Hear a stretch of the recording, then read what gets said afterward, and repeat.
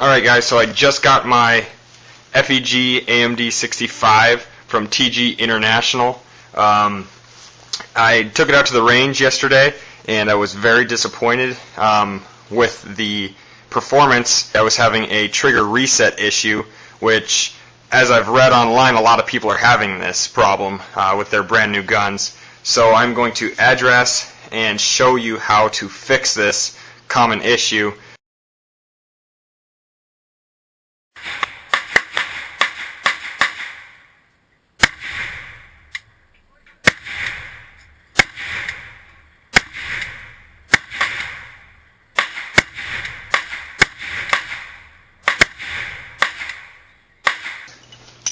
So the first thing we're going to do is get a needle nose pliers and a screwdriver or two out. I'm going to start off by pulling the receiver cover off, just like so. We're also going to pull out the return spring. Okay, so now we're looking directly down into the receiver at the trigger group. And as we look down, we will see the double wound hammer spring. That's this spring that runs straight back on either side of the trigger, left and right. And what we're looking at is the gap right here, this nice little spacing, right and left. We want that spacing to stay consistent throughout our shooting and pulling of the trigger.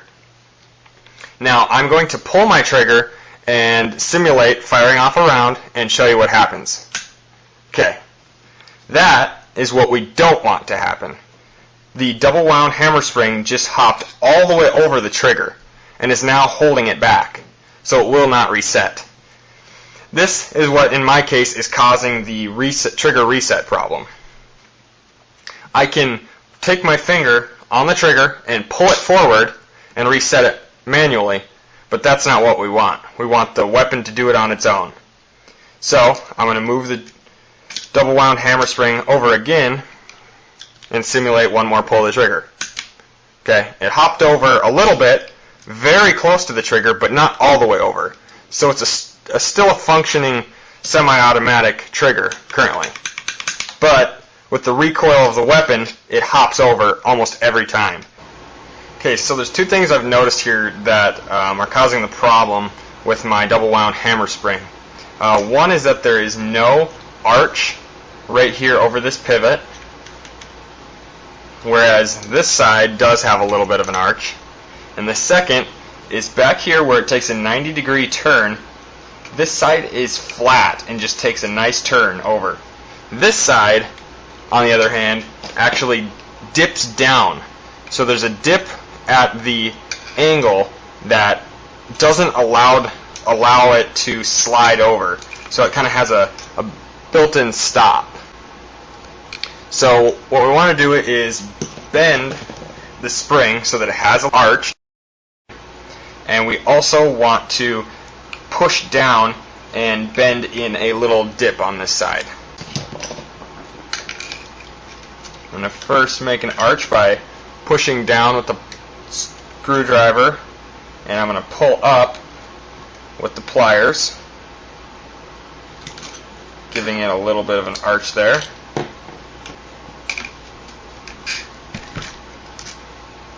So basically I just pulled up the side of the spring and I'm holding it with my fingers so that I'm able to work on it outside of the receiver.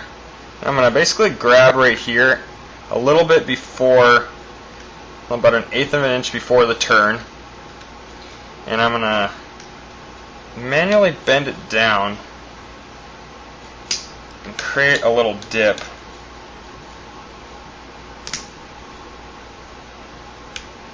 In the spring. I'm also going to do it on this side so that angle kind of sits down lower than anything else. So I'm going to get my screwdriver out, put it under there, just bend it.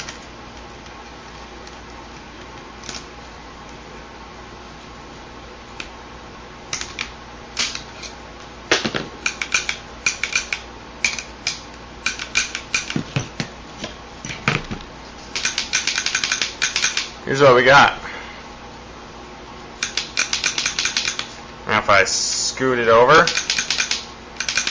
can see it's not coming close to overlapping.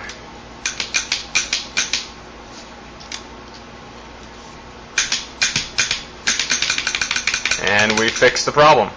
So basically, all you need to do is bend an arch over this pivot and create a dip in the rear section of the spring to keep it pushed away from this plate. And when you pull the trigger, it does not flip over. Stays in place. No interference. And you have a functioning semi-automatic trigger again. Very easy, simple fix. Something that should have been done before the gun was finished at the TGI factory. Unfortunately it wasn't, but it is something you can fix on your own very easily. It's very frustrating to be out with a brand new gun and not having a fully functioning weapon, especially when it's something simple like the trigger. So take it home, fix it yourself, you'll feel good about it. I hope this helps you. Feel free to leave comments below and let me know how yours turns out.